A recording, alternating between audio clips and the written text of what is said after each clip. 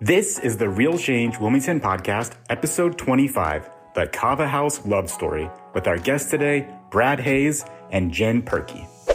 I met my wife at Kings Island, and I basically got Ryan Chamberlain to throw a party because I knew she lived up this way, and at the time I was living in Clifton, and I thought if I could get her to a party, maybe I would actually have the courage to tell her how I felt about her.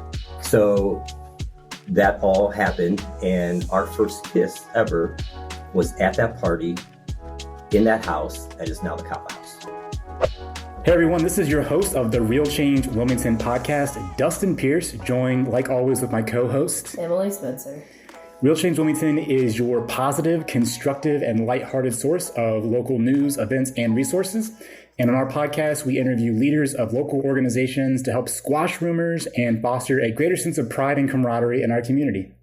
Emily, how are you doing today? I'm fine. It was good vibes podcast today.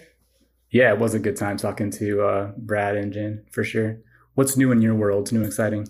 Just the same, living in constant fear and existential dread. I measured the grass outside of my house because... Nerd. Basically, because our landlords have decided this year that they are going to stop doing everything for our house. And putting them on blast. Yeah, I'm mad. Yikes. I asked them. Yikes. Okay. So we have some issues, including our 12-inch long grass that's against city ordinance that's got me living in fear that I'm going to get cited for code enforcement. So we're going to do our garden beds this weekend, and my husband's going to get a well-needed haircut. Well, I'll help you out there. You don't need to live in fear because I'm gonna report you to in advance. No. So you will get a citation. Just kidding. Cries. Right on. What's going on with your life? Same old. Did get some paddle boards though. Was paddle boarding a lot last summer, stand-up paddle boarding. So got some accessories for them, took them out to Cowan Lake a few times, and really excited for summer to start. Well, tomorrow and next week's going to be real good times. It's supposed to be in the 80s, sunny, beautiful. Nice. I'll go outside and get some cancer. Sunscreen, Dustin. Oh, okay. Right on. So what were some highlights from today's episode with Brad and Jen? I really liked talking to them about the history of Kava Haus and what it was before it was all about coffee. I think you guys geeked out about cooking, though, to be honest, at the end there. I love cooking. About recipes and you just don't ingredients. understand Mr. Toaster Oven. I don't. No. What is it? Like, food is fuel. It's a paddleboard for you. Is that it? Sure. What were some highlights for you? I really like just how endearing the story of Kava Haus is, from the inception to the name and all that stuff. I won't spoil it, but it's a really endearing story that Brad has. So I'm excited for people to hear that and know more about Kava Haus. So with that and no further ado, let's bring in Brad and Jen from Kava Haus and get this interview started. So Bray Heys and Jen Purkey, welcome to our podcast. Thanks for being here. Thank you for having us. So a lot of exciting things are happening at Kava Haus with Jen coming on board, and we're going to get into those. But let's start off with hearing about the story of Kava Haus. So the story of Kava Haus. Kava Haus took only about 10 years to come to fruition.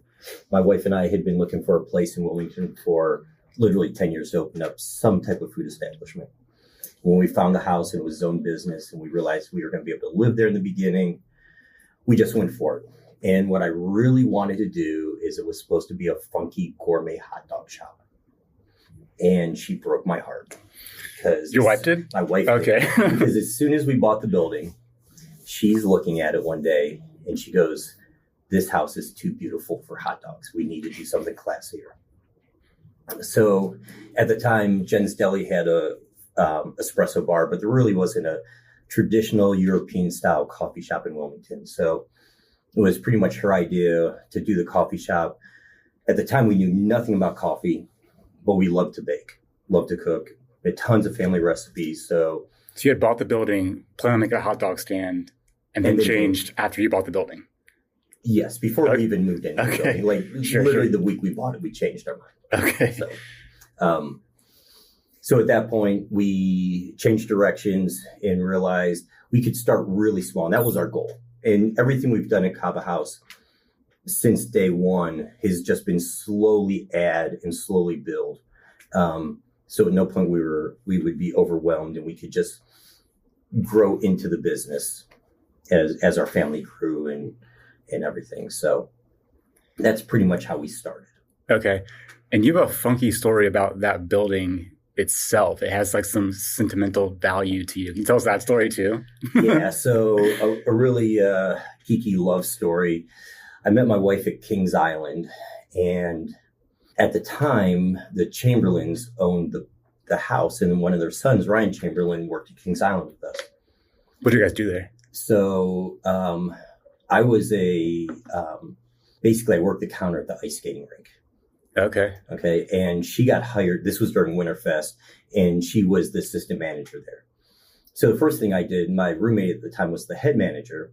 So I basically told him to write Trisha's schedule, my wife, and basically just copy and paste that and make that my schedule. So I worked literally every shift that she worked. And she never noticed that. Did you ever tell her? Well, eventually I did, yeah. So so I basically got Ryan Chamberlain to throw a party because I knew she lived up this way. And at the time I was living in Clifton. And I thought if I could get her to a party, maybe I would actually have the courage to tell her how I felt about her. So that all happened. And our first kiss ever was at that party in that house that is now the Kava Haus. That's amazing. So we always joke now that our love started at the Kava Haus, and it will probably end at the Kava Haus. Oh, yikes. Meaning we're going to own it so long. Oh, okay. Yeah. Not the stress is going to break you guys apart. Okay. I mean, You're just going to be two little old people in the back of the Kava Haus holding hands, drinking tea. That's right. I'll be at the point where I'm sitting in a chair by the front door just as a greeter. Welcome to Kava Haus. Nice. And the name Kava Haus ties into your heritage and hers as well, right? It does. So initially we wanted to add the word love into the name, and everything just sounded too cheesy, and it really didn't fit us, our personalities at all. And so I was just brainstorming one day, and my side of the family, there's a lot of Polish and Slovak. So I looked up the Polish name for coffee, and it's about 12 or 13 letters and about 2 bucks. Yeah. So it's like nobody's going to be able to pronounce that. So then I looked up the Slovak word for coffee, and it came back Kava. I'm like, well, that kind of sounds like Java. It's short. And then I started thinking, oh, if we do house, do the German spelling, which is my wife's side, we could have the Slovak German coffee house. Nice. So that's how the name came about. That's awesome. You mentioned you were looking for a building to start your hot dog stand, and then Kava Haus came on the market, but the price didn't fit your budget. Yeah, so I'm sorry. So during that 10-year period of us just slowly looking for a building, the Chamberlains decided to sell the house, and it was way out of our price range. And every time we drove by the house, we would call it our house, just because that's where our first kiss happened. Mm-hmm. And slowly over time, the house wasn't selling, and the price kept dropping. And it was still a little bit out of our price range, but we knew we had a friend who was in the real estate at the time, and we asked Bob if he would contact them and ask him if we could just walk through the house. We're afraid if it sells, it might be turned into a multifamily house or something like that. We'll never be in it again the way it is. And tell the owners if it's an inconvenience, we don't have to, but we'd really like to walk through it one last time. And tell them we're not planning on buying it. At this point, I don't even know if we knew it was own business. We really just wanted to walk through it to reminisce. Mm-hmm. And so normally when you go look at a house, the owners aren't there. It's just you and the real estate agent. So we knock on the door, and Mary Lou Chamberlain opens the door, and the first thing's out of her mouth was, oh, thank goodness, I saw the names, and I hope it was you two. We were hoping somebody that we knew would buy the house. And immediately we feel horrible because there's no way in the world we're going to buy this house. And Mary Lou actually gave us the tour of the house, showed us all through the rooms, just talked the whole time. And at the end, we thanked her very much. And we're standing in the driveway with the real estate agent, and he says, okay, Brad, make an offer.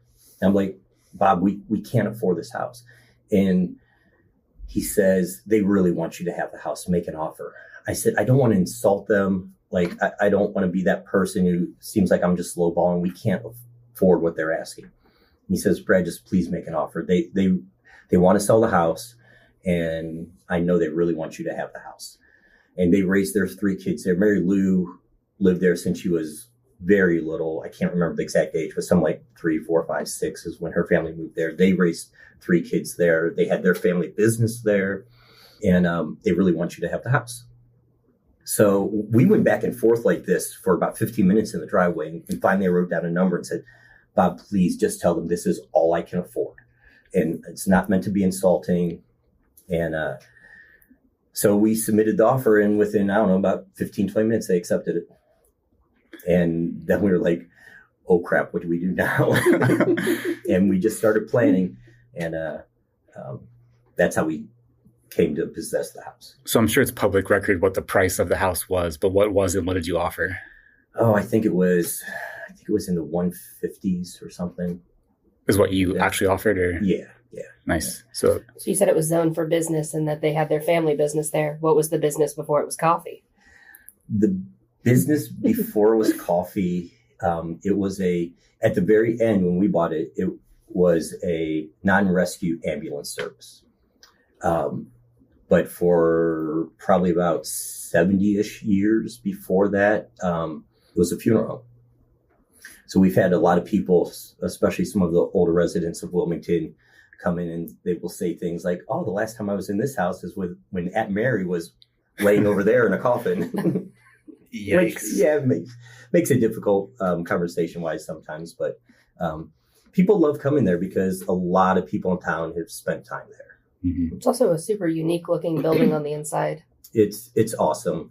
My wife's the architecture expert. I think it's called an Italian 8 style, and most of the ceilings are 13 to 14 foot tall. We have this grand staircase in the front of the house that if you stand at the bottom of the staircase and look up, it's almost 30 feet up in the air, and most of the windows are 10 foot tall, and which makes it difficult heating and keeping it cool in the summer. But it's a beautiful old home if you're into that. Yeah. I was there this morning, and the woman I was meeting with, she kept commenting on your floor to ceiling doors in the back. She said that she'd never seen anything like that, and they were so beautiful. They are. I mean, they're absolutely gorgeous. We always say that you've got to love to work on houses, though, to live in a house like that. Because they're a lot of work. There's a lot of maintenance, upkeep that comes with them. But it's gorgeous. Trish and I love having a place that's very unique, and it's a very unique house in Wilmington.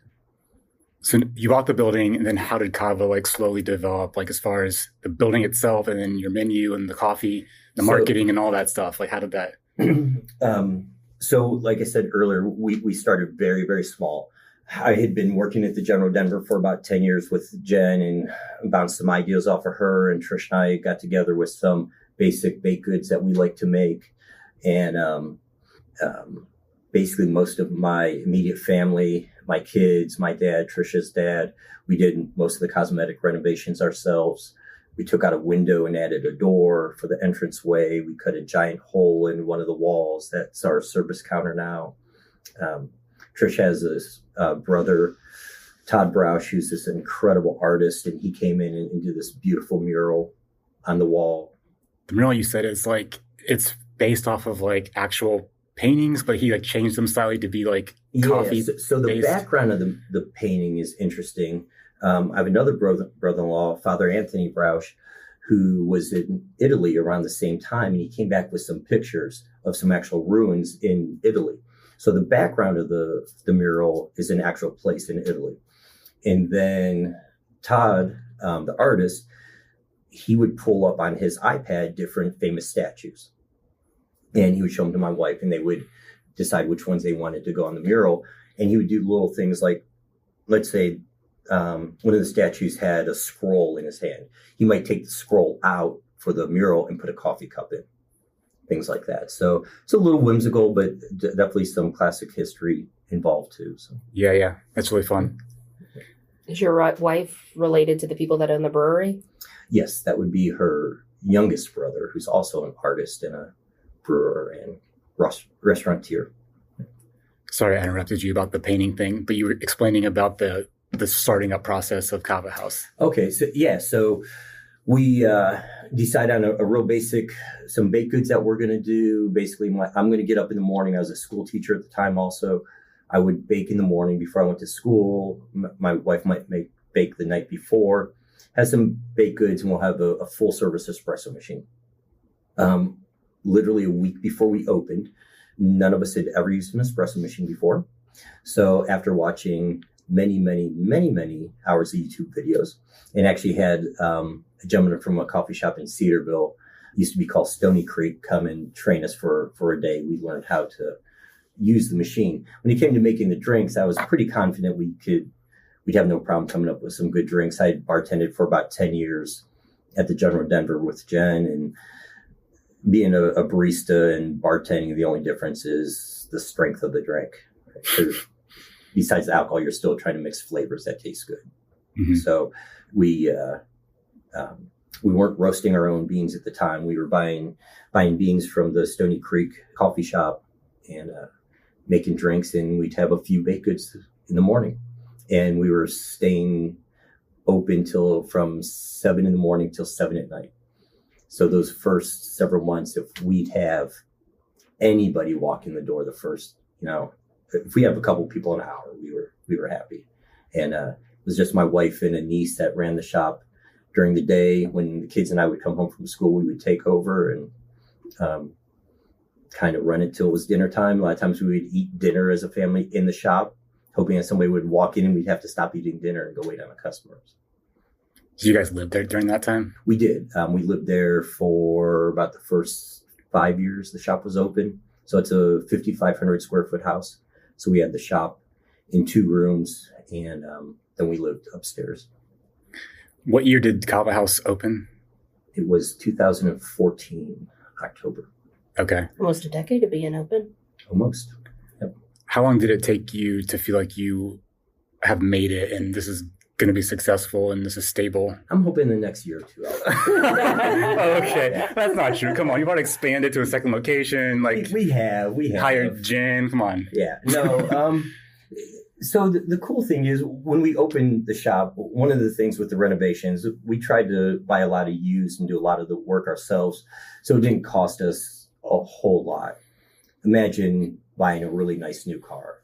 And we always said, I think in life you should always have an exit plan. Always think you're going to do great, but have an exit plan just in case things don't go your way. So we said if the coffee shop failed, we were going to have just a kick butt rec room in the back of the house, right? So we never had this anxiety of the shop was going to fail. We just knew it was something a little extra that we were doing. And then as it slowly grew, we would slowly add a new menu item or a new employee. And we were never in a spot where we thought, oh, I don't know if we're going to make payroll this month.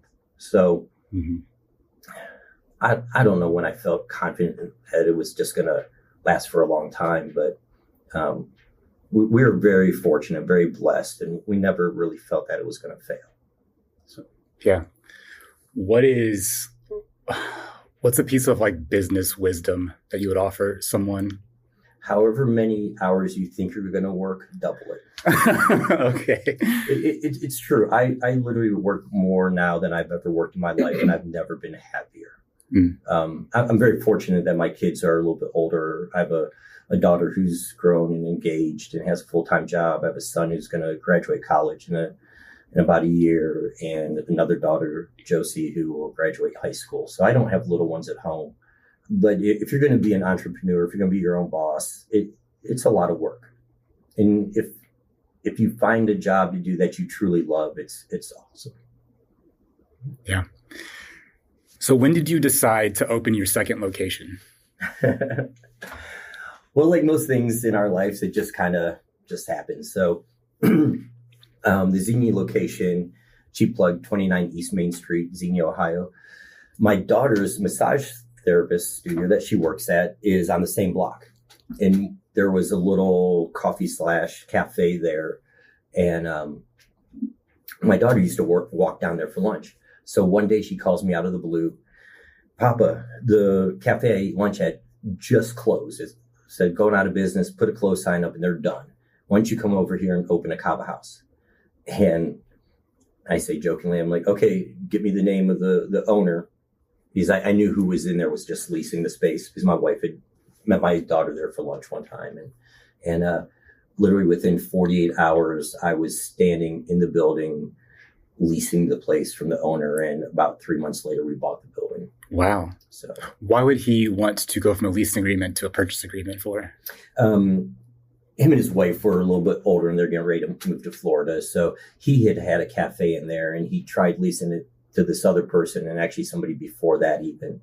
And they weren't having a whole lot of success running it. Mm-hmm. He actually came to visit the Kava Haus in Wilmington before he agreed to lease it to us. And so I could show him what type of business we ran. And we talked about what I thought the other shops did well and what I thought could be improved on what they were doing. And he liked our model, so he agreed to. I wanted to enter the lease because I really wanted the place as soon as possible. He was actually trying to sell it, but he leased it to us first. And I told him I would actively try to buy it within the year. And it only took a few months to get all the paperwork signed. So. What has been some of the challenges of a second location? Time again. Time's the biggest factor in everything we do. I mean, every new menu item that we come up with, every meeting we have, it's just time management. So now I have 2 buildings, 2 businesses. I'm trying to go back and forth.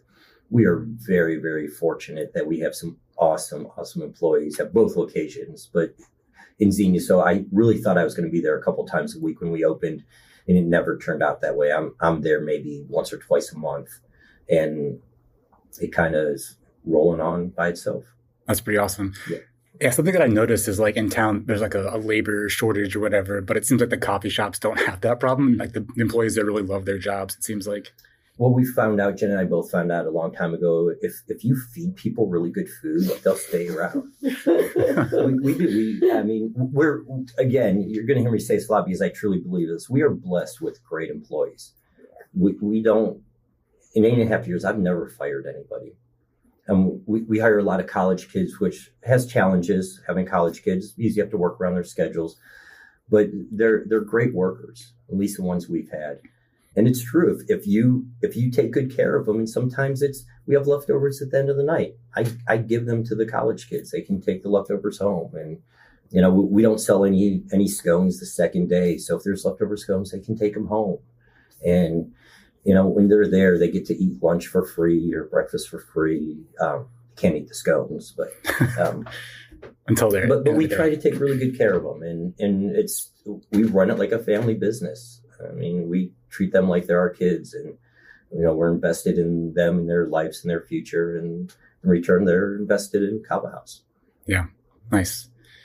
So you have another business venture. When A Song and Story closed, you kind of took on some of their clientele. There's a new sign out on the front of the building that says "Music Lessons this door." Yeah, so we ran out a few spaces in the Kava Haus in a part of the house where the shop is and just a couple of the teachers from next door came over, and it creates a nice atmosphere when I'm back in my office because I can hear the lessons going on and stuff. So it's just a small little niche thing we're doing in the corner of the house. So nice. Yeah.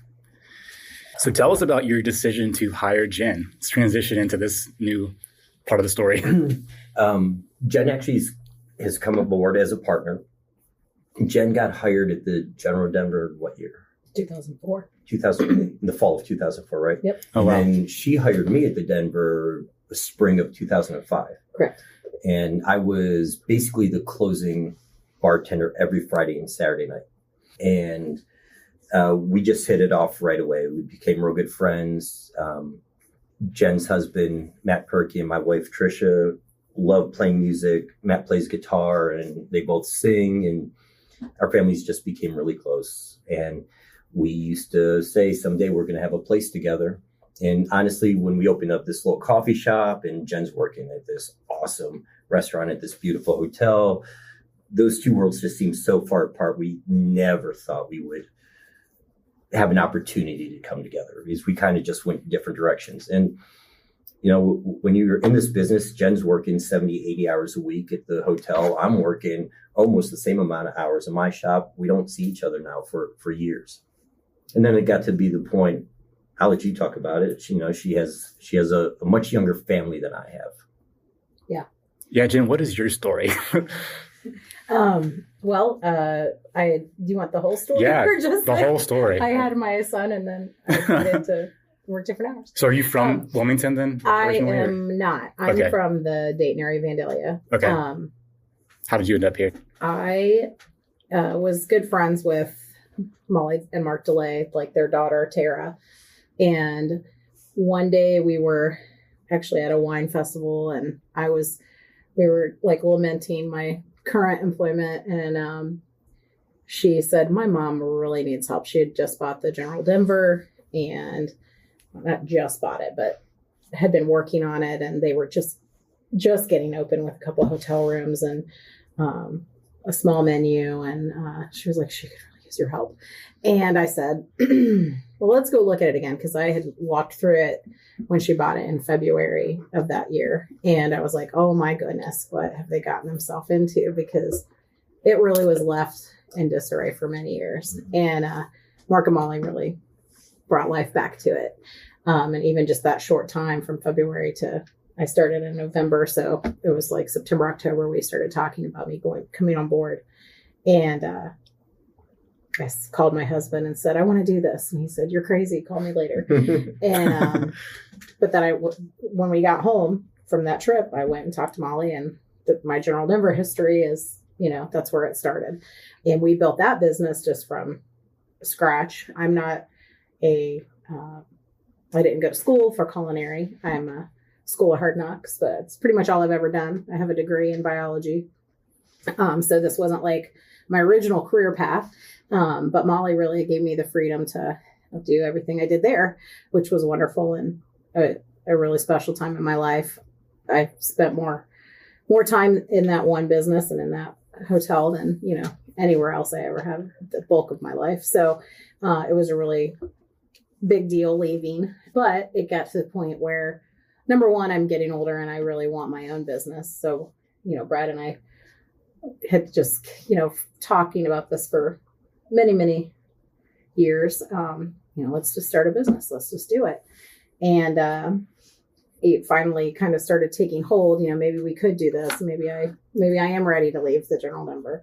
But again, it was still just really hard because I had, it was my first baby, but then I have my second baby, my son, and he will be 6 this October. So, he's starting to get in sports and in school and, doing things. And I was really tied to the General Denver most of my day for most days. So it was just very hard for me to spend the quality time that I want to spend with him. And it just seemed more and more pressing that it, not only a business change, but a life change where I could work hours where he's in school or he's, and I would be home more when he's not. So that's kind of what the impetus for us really talking about.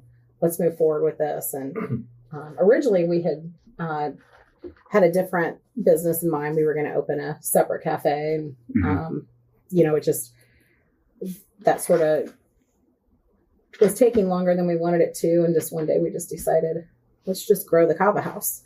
And he was nice enough to bring me on board and we're just seeing great successes already. It's been great. The Kava House got to the point where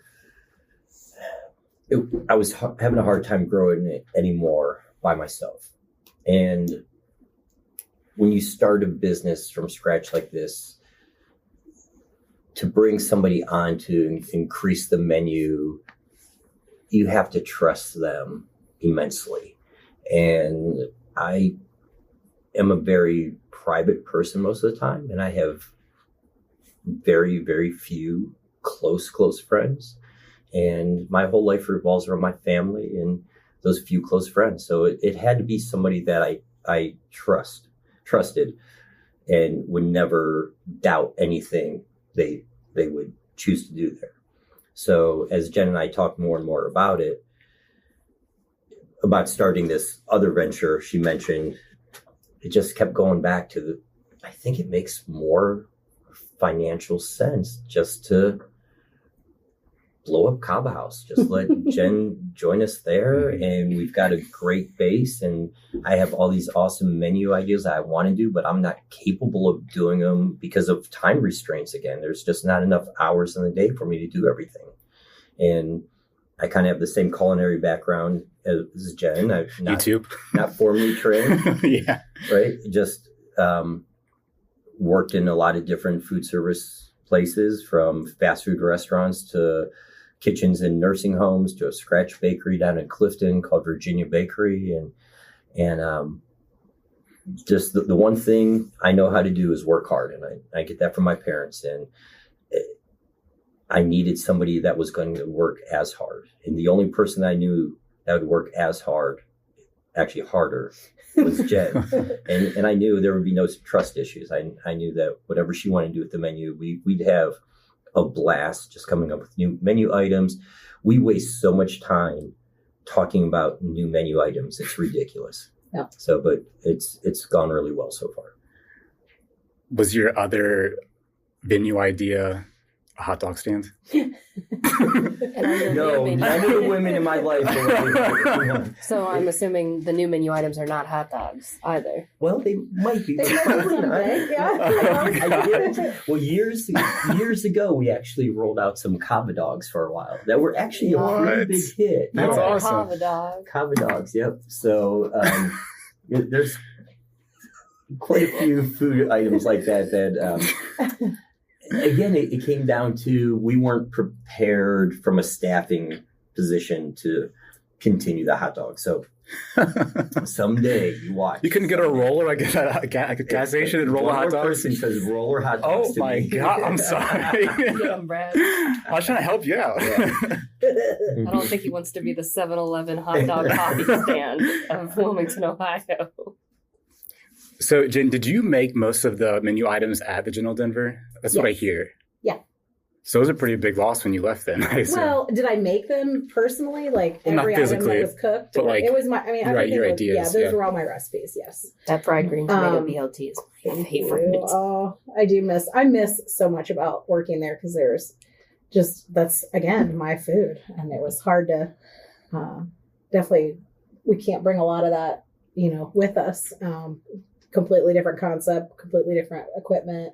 And, it's time to do something new. That's another great benefit to going someplace new is I get to be creative in a different way than I've been for the last 18 years. And now I'm going to, try to appeal to maybe a different type of, clientele, or just make my old clientele, make them try something new. Make them want to try something new. Yeah. Which, so there's a couple things that I've done that General Denver's not doing anymore. And, like I said, my goal was never to just come to Kava and serve my General Denver menu. But there are a few things that I brought with me. And those people are coming in now. And it's, it's nice because we get that extra, maybe people that hadn't been coming before now introduced to Kava House. So that's great for us. But it's funny, too, because for several years now, we've had pizzas and calzones and breakfast sandwiches and homemade soup and homemade bread. We've been doing these things for years. And some of the people that followed Jen from the General Denver would come in and say, "Oh, I thought you were a coffee shop and you served coffee." They literally thought the only thing we had was coffee. So that's why they wouldn't come. But they'd say, "Oh, I'm not a coffee drinker. That's why I don't come." Well, we do a whole lot more than just coffee. And that was even before Jen came. And now it's even more. So. Did you follow a couple years ago when Starbucks changed their logo? It was it's the same logo as it was. They just took the coffee off the circle thing around the girl. Mm-hmm. Kind of like you just get rid of the coffee on the tagline and just do Kava House.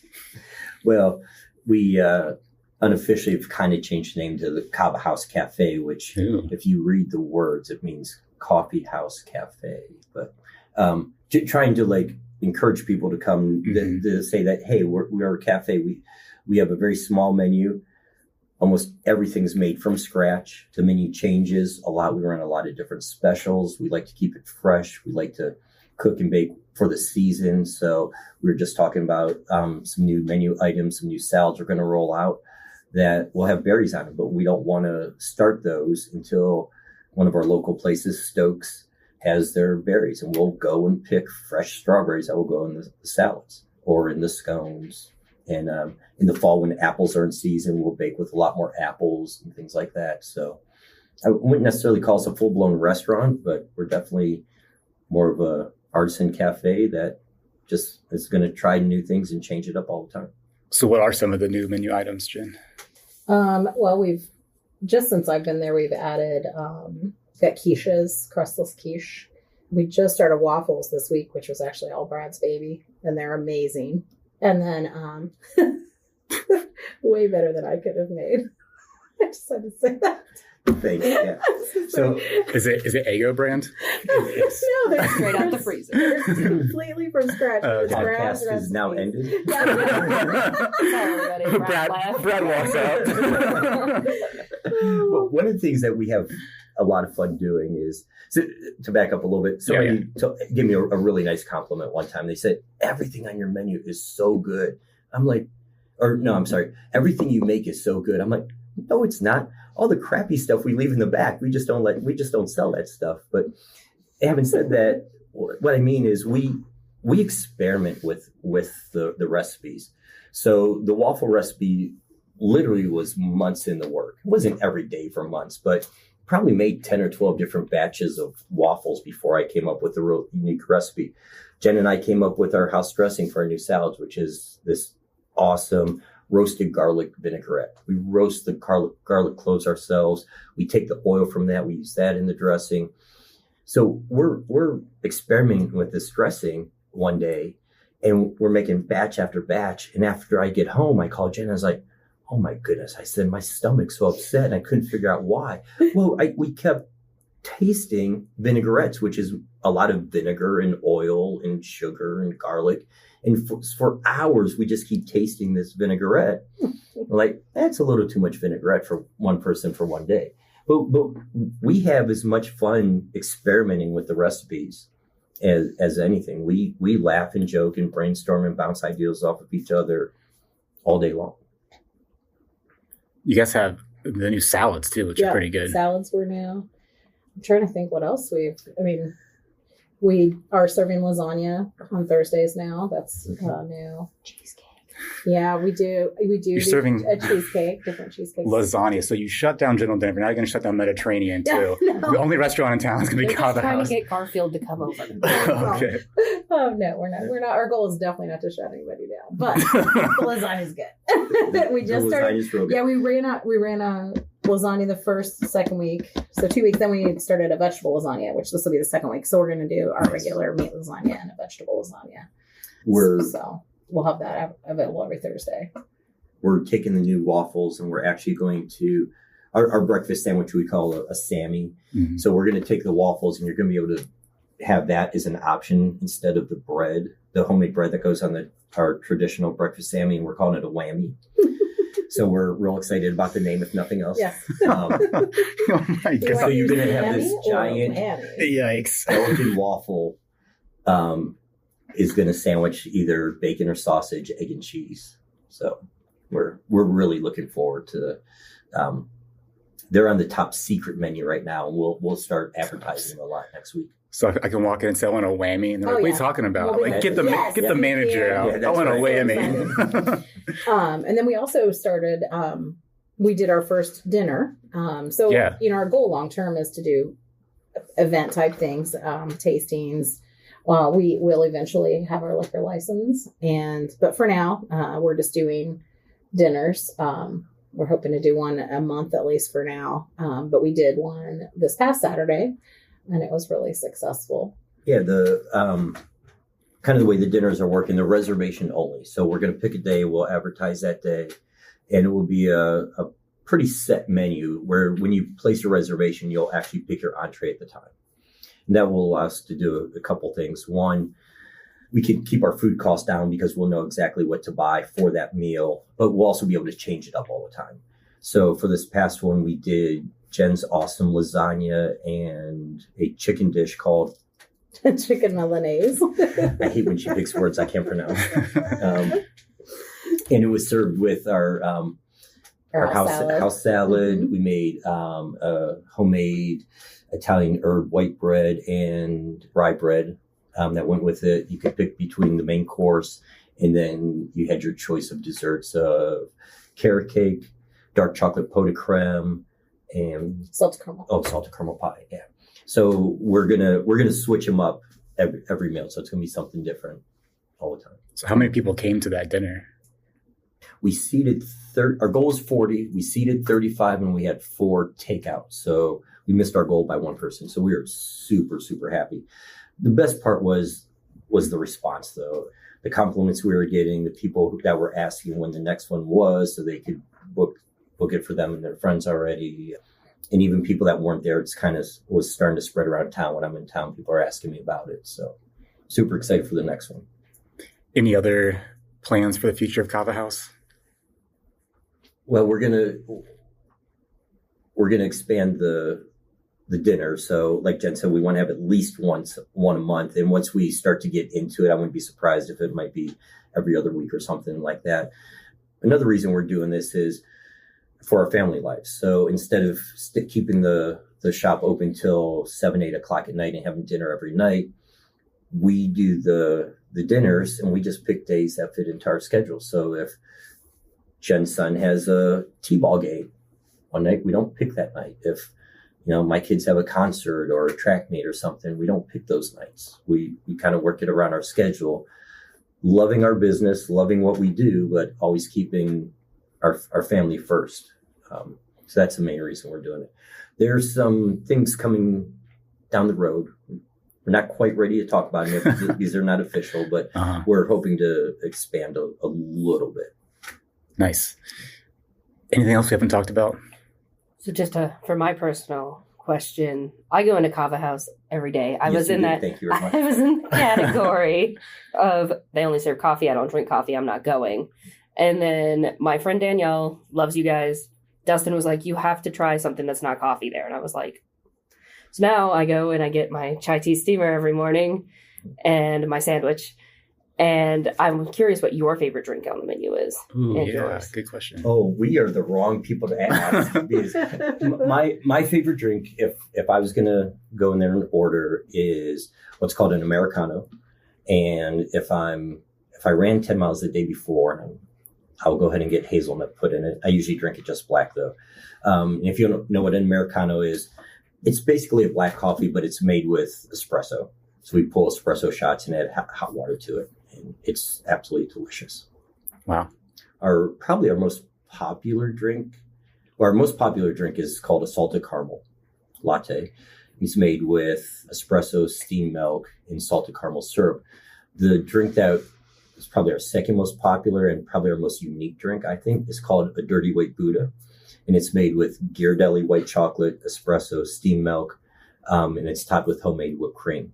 And I think one of the things that has made us real successful too is from the drink side and the food side is we try to get really, really good ingredients. So all of our chocolates, all of our caramels are Ghirardelli brand. And when we first opened up, I mentioned we were getting our espresso beans from another coffee shop. We actually roast our own beans now, and we roast them in such a way that it complements the different drinks. So our espresso is not super, super dark and bitter. It goes really well with what we sell the most, which is our lattes and mochas. And so we've had a lot of success with that. So, but Jen has a really crazy favorite drink. Your black coffee. Oh, Yeah, wow. I do love black coffee. And I really like dark roast, but I just learned that the light roast has more caffeine. So I've been switching that up. But I tell you what else that we have that I enjoy is I like the Italian sodas a lot. And the grog. I just got to taste that recently. The grog is really good. What's in the grog? Oh my goodness, my baristas are going to kill me. The grog is vanilla, butterscotch, and caramel. Yeah, that's right. Yeah. And it is good. Yeah. But yeah, I am a black coffee kind of. The Italian sodas are really unique too because it's basically a caffeine-free homemade soda. So you could take any of our syrup flavors, usually use the fruity ones or maybe vanilla. So you could get a vanilla cherry lime Italian soda or a peach mango blueberry, and you can custom make them yourself. We've started serving boba. That's become real popular. And we make a drink called a frozen lemonade again, that you can custom make. So you can get a blackberry strawberry frozen lemonade. And then if you want to take it up a notch, you add the boba to the frozen lemonade. And in the summer when it's hot, it's awesome. Nice. So there's some more caffeine-free drinks, coffee-free drinks for you. My roommate really likes your frozen strawberry lemonade. Every time we go on a road trip, it's Kava House first. There you go. Then it's the You have a road. very smart roommate. Anything else you want people to know about Kava House, your guys' store that we didn't ask? Man, I feel like we've covered almost everything. Covered a lot, yeah. We just wanted to say we're really, really appreciative that you invited us here to do this. So it's very exciting. It's as Jen comes aboard, I feel like this is a new beginning. This has been a great opportunity to kind of get the word out and let people know a little bit about what Kava was about in the beginning and what it's about today. Yeah. Thank you guys for making the time and sharing your story. Thank you very much. Yeah, thank you.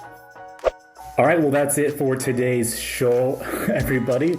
I hope you enjoyed hearing from Brad and Jen over at the Kava House. If you have any more questions for them, you can do like we did and just go in there and ask them. We are a community of empowered individuals, so just talk to them. And remember to check out our website, realchangewilmington.com, for up-to-date local news, events, and resources. As well, you should like and follow us on social media and YouTube. We're gaining quite the following. Yeah, thanks, Emily. So with that, I'm Dustin Pierce. And I'm Emily Spencer. Keep it real, Wilmington.